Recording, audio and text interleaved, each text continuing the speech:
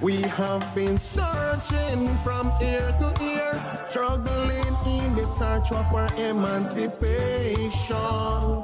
Emancipate your soul and mind. So if we want to see our struggling paid, so when tomorrow come, we don't forget. Stay home, save and enjoy, enjoy, enjoy. Emancipation on life.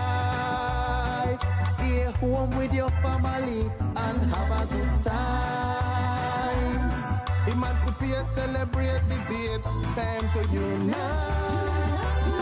Everybody come and join us in the Raizal Emancipation. Everybody come and join us in the Raizal Emancipation. Me say me want to know be join us in the Raizal Emancipation. People are begging you to join us in the Raizal Emancipation.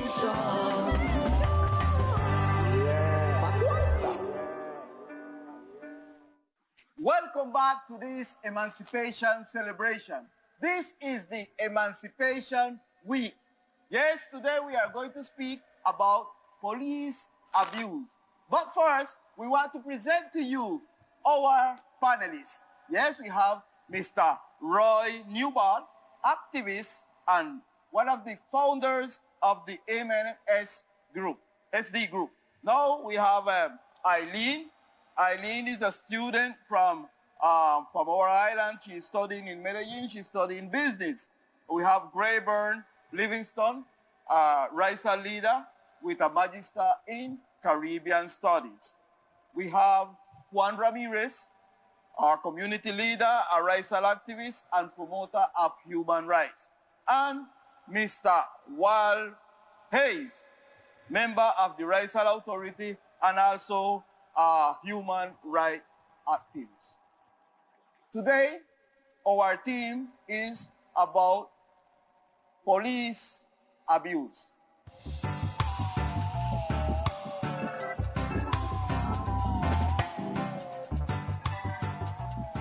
But what is police abuse or police brutality? Police brutality or police violence is legally defined as a civil rights violation, where officers exercise excessive force against a subject. And in these days, do you believe we are facing police abuse in our territory? This is the first question for our panelist, Mr. Roy Newbard. Roy, do you believe Raizal people, Raizal community is facing police abuse in our territory? Yes, I believe so.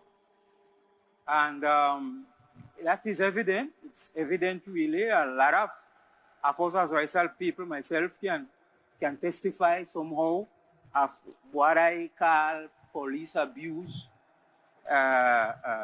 because they try to, to exact and they try to enforce or to exact certain things in using, I might say, not the proper way or the proper manner. You're speaking about some things. What kind of things? Well, for example, I'm going on my motorcycle. They have their return, they call it, okay? And the Constitution tell me, Colombian Constitution, under which we are abiding, it says that Creole or English is also official in this land, in San Andres.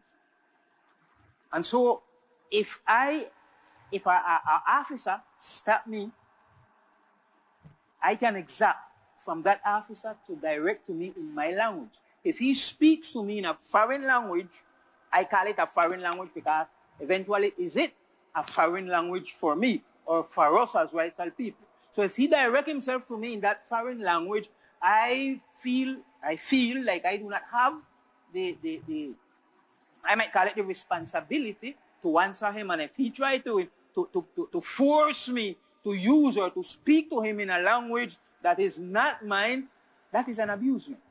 As an example, just putting that as an example. For me, that is an abusement. And it's one of the most common things that is happening among us today. How do you believe we can solve this situation, Mr. Juan? This situation about the language and the control position of the officers and something like that. The linguistic communication between the authority and the Raizal people, if it happened that in this case the police disagree when you answer him back in your language, and he may hit you, it's an act of discrimination, a cultural discrimination, a human discrimination, and linguistic discrimination. We had a strategy leaded by Pastor George May, years about. Mitchell, that his experience in the United States with the police, precisely with the police attitude with the black people, Afro-American them, of discrimination and maltreating them, and what happened here with the physical maltreatment, because I did not know this theme specifically. I could bring the date of even of assassination, where the police assassinated many of our people on San Andres and on Providence. So when this kind of a situation was still alive, Dr. May said, okay, let's meet with the police. Let's meet with the police. And we met with the police. We meet with them and we talk to them about our way or lifestyle. And they should respect that. Okay, well, we had some agreement even that they accepted that many of our native Raizal could get in. What year was that, Mr. Juan? That was the 90s, then up to the 90s and then 2000. Mr. Juan, I said Mr. Juan. And many of our native young boys joined the police, many of them. And it just depends that we so like put down the tools. We demand that they should train here, not over yonder. And okay, when this was prospering and things were working good, they used a strategy on us. They started to transfer them out of our police. Our police out of here. And we demand that a mestizo police and a Raizal police should go together at all time when they are doing their duty. So I think the Raizal people should meet back with them. And we have the right to create our own police guard. Right, Liz? Yes, sir. We have the right to do that. We're looking for some money to start the training of them, to start to train them, select them and train them, because we have the right to have our guard in this territory also. Thank you, Mr. Juan, for your answer. Mr. Juan, what do you believe generate this confrontation with the police that carried us to police abuse? You have two things in here. One is a high ignorance, because it is proven here in Colombia that Colombian forces, not only police, all Colombian forces, when they go to a spot and ignore something, they have to eliminate it. That is like something in the head. No longer yesterday we were looking in a television program, a Colombian television program, with a gang of soldiers that they sent down somewhere in the jungle to protect. And then find a snake, or the first thing their reaction is to kill him. And a man who's a conservative is going to ask him, but why you kill him? No, because he's a snake. I mean, do you nothing but he's a snake, so I have to kill him. And why? So the man tell him, you never know, so the snake is to do this, and then I never know. So then come here, the same thing. They don't know the language. So when someone go and come up and says to the Colombian police, who not speak English, and you say good morning, the person react, you know the Spanish word really answer, not truth. Mm-hmm. They have a Spanish word, the man say at the same time, don't speak that thing to me. I don't speak that, and I give a whole proper word around here. So it's first part of ignorances tend to that. ignorance about a law, ignorance about a people, ignorance about a culture, and that gives a conflict. But that is one rule. But we have another rule around here, which is this famous sovereignty with Colombian exercise on the island. Yes. So them believe that exercising sovereignty is to anybody contradict the state. And them sometimes believe that when you speak a different language and this one is counteracting them sovereignty. That is another height of ignorance that these people come down here and exercise because they believe that sovereignty is to start Spanish. Mr. Grayburn, I know you have a motorcycle also, and I see you going up and going down. Do you ever have a confrontation with the police, and you have ever experiment or experienced police abuse? Put him Sure, up. sure. Yeah. Put him up 24 hours. No, 2 hours, less than 2 hours. No, of course. When we take over the squad here by the police land, we and a group of young people gone to support, because my mother was always there, I couldn't leave her alone.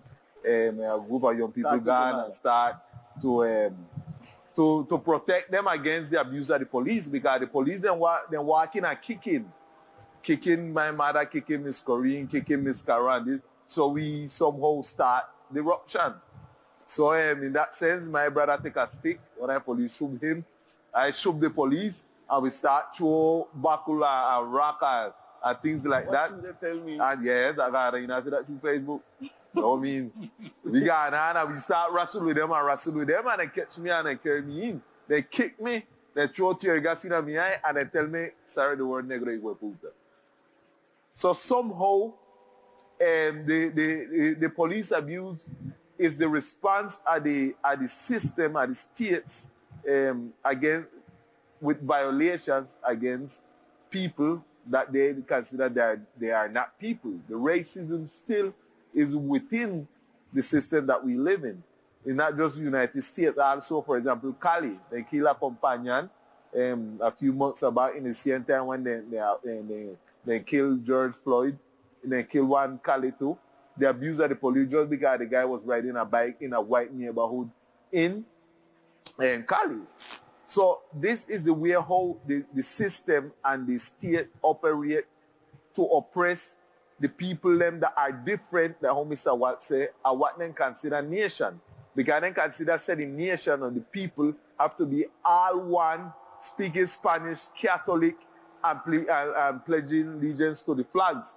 But they don't understand, say, Colombia is a multicultural territory, and that they have the diverse way of seeing life and operating things. They don't see that, and speaking language and so on. So for the high class or the state, which is a white racist state, we are not in the level of humans. That's why they use violence to control we. I believe if there has some kind of movement in Bogota, in a white neighborhood reclaiming a piece of land, I believe no violence would have gone on. The state would have operated in order to guarantee them their rights over that. But when an ethnic group, where it's black, is different and what they consider nation, they always want to use violence. They use it with the black people them in the Pacific. They use it with indigenous people them in the territory, and they use it against the Raizal people as a measure of force to contain them. I want you want to say something, Mr. Roy? Yeah, I just wanted to Just after I would ask him, I want you to go. Wait, I want you to go thinking on this. Do you believe young people in the islands are experiencing police abuse? Wait, let us listen to Mr. Roy.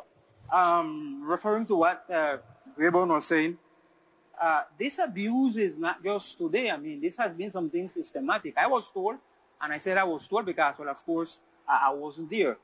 But I think, according to the history, it was immediately after Panama got their separation from Colombia, or they separated themselves from the Colombian state, a group of police or military, whatever, was sent to the island here on San Andres at that time. And I was told that these guys, I mean, they were so aggressive, they even began raping, I mean, physical raping the Raizal ladies, many people, in order to save their wives, they had us to send them to Carn Island or to Bluefields. Ship them off in order for them not us to suffer the abuse, of rape. So what I'm saying that is not just now. It's not just now. It's from the very beginning. From the very beginning. Okay, let's listen to Eileen. Okay. Well, I think as young people, we face a lot of police abuse. We have a lot of evidences on videos and things like this. But I think the root of one of these problems are the lack of education. Because, well, some people have bachelor, they have primary, they can have PhD, but they don't know the law. So when you don't know the law, you don't know when a police, they make one normal proceedment on you, or in they begin to abuse. So, well, we say many times, say, as you show a police, say you know about the law, well, they then come up at the shelf for them think them the pan, and then talk to you as how you talk to a person. So I think we need education, and specifically about the law. What? Good answer. Just before we go to commercial, I want to listen to Mr. Juan. From the beginning, these four were sent to intimidate the Raizal people. What? The police force was sent to control the Raizal people. They sent with that intention to keep them afraid of doing or making any kind of activity concern their right. They were sent for that. And if we look in the file of the historical process and abuse against the police force, against the Raizal people, you will see a lot of crime, a lot of homicide against the Raizal people, as I said before. Brother Newell mentioned rape. When they were here, the soldier, we conceptualized all of them in the same stuff, in the same Wilcock. So they even used to destroy the native farm. They destroyed the native farm, taking them their goods, their wealth, and abuse of the native people. So they are sent here to intimidate us, the native people. And this is an ethnic territory, according to the court, to the Constitution, and this and that. We study drop off in those. We should be controlling them. We should be controlling them. We haven't met with them recently or for years as a people and saying, okay, your behavior in this story should be this way and this way and this way. We left them free. And then one of the discrimination, as you said here, when they call somebody attention and the person react with his language, the word that they said to that person, that is discrimination. And that is maltreatment. This is our history that concerns the process of Raizal emancipation. We're coming back right now. We are going to some commercials and we're coming right back with police abuse. This is the program for today in Raizal Emancipation Week.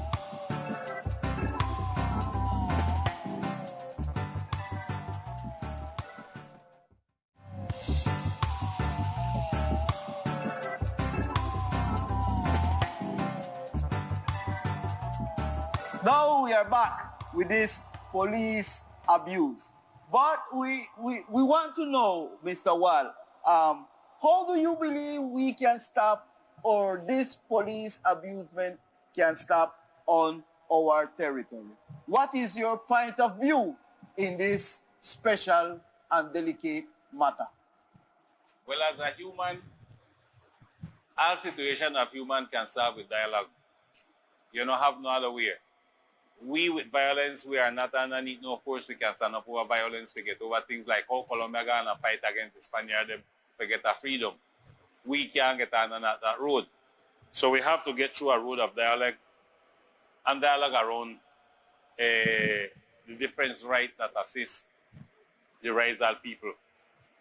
Okay, we have to know that Colombia had been passing through a situation, and we have to have it clear. They stand up and start to fight with Nicaragua. Or else more, the clear truth, Nicaragua and Colombia gonna share up the land. That is the claim that's strategy. Gonna share up this land where we live on and is our land. So one of them we have is scared for if one of these days we want to reclaim back the land. So all the situation is there is what we have a police force down here, which they say them with own security, but it's not no security. We have less security with the amount of soldiers that we have here. We have a whole regiment of soldiers down here and Air Forces and everybody we have down here. So, well, the Air Force sometimes they give one plane to bring down sick people from Providence or so, something like that. But you just say you got a Air Force, you get a whole just for sickness. You have a whole regiment of soldiers down here for who? Because when they say when the people then get Russia and the bandit they get out, the people then come and claim, put out the soldier. Then come out to the paper say the soldier, oh no, the soldier can't come out because they are not for that. Then for who? You understand? Who the soldier them are against here. So dialogue would have to be the only solution for us because it is clear that they are here under one purpose and the purpose is not clear for Raizal, their presence here. Grayburn, Mr. Wall speak about dialogue. Who you think should be around the table for this dialogue to get a stop to this police abuse? I sincerely believe say we don't get no stop to non-police abuse. I believe Mr. Wan was clear. They are here to establish what they call sovereignty over the territory. So even though if we go talk to them, maybe for a few days or a few months with the Raizal authority, they can talk to the guerrilla. Right, listo. So we talk with the Raizal authority, which is a representative body of the Raizal people, and go and talk to them with the spiritual board of the spiritual lead, the board of spiritual leaders, which are the past here, in order to come under some agreement in so they can continue doing their job but without any type of abuse or and somehow introduce within the preparation the importance of the language for the Raizal people and make strategy well like Mr. Juan talk about put Raizal police to farm themselves here and join the forces, but also for every national police that come down, or any person will come by national police that come down, a Raizal should be accompany them in the process. Or create with one's guard as ethnic group as the Guardia Cimarrona for the black community or the Guardia Indigenas for the indigenous people.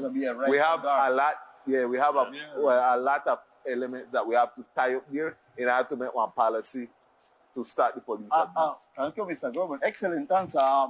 Eileen, just make an ask Eileen a question and then we are finished with Mr. Roy. Eileen, what message can you tell the young people about how to avoid this police abuse? Well, as I say before, I think the key of everything is education. Educate yourself so you can know how to defend yourself, you know. Violence is not a way. We know how to do it with guns. We know how to do it with nothing like that. We need education and people will know if it are. Thank you, Eileen. This is kind of like you kind of worried. Yeah, this is kind of a maybe contradictive even among the young people, because well, most likely they are very impulsive of time. Mm-hmm. Even us. And well, as people abuse of you, well, I mean, you react to that moment, or you react in that moment. Yeah. But I do believe also that if we are trying to seek peace or to live in a peaceable way, one of the things I do believe, if we can call them our authorities, I don't know, I'm going to leave that. But if we can call them our authorities, one of the things I do believe is that we need to begin learning, maybe parents from home schools, wherever, we need to teach one another to respect authorities. In this case, maybe not only the police, but authority in a whole.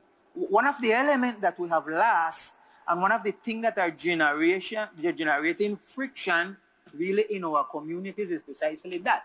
Because we have lost that sense of respect, of respecting authority. I believe if we can somehow regain back that possibility, even though you offend me, well, Jesus says that, if they hit you on one cheek, then you must put the other.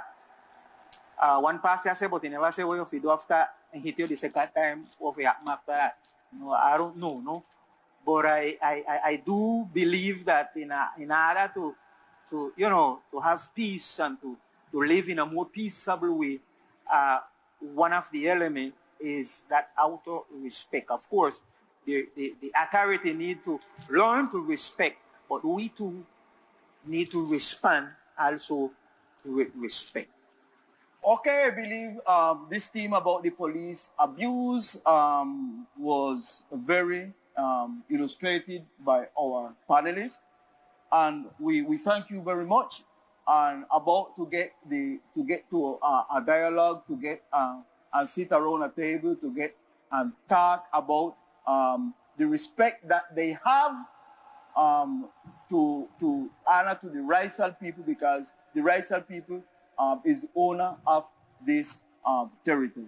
Really, we thankful that you are there, and we are inviting you for tomorrow. Tomorrow we are going to discuss about racism within the Afro. So be with us tomorrow, and remember, stay home and enjoy yourself with Raizal celebration in this Emancipation Week.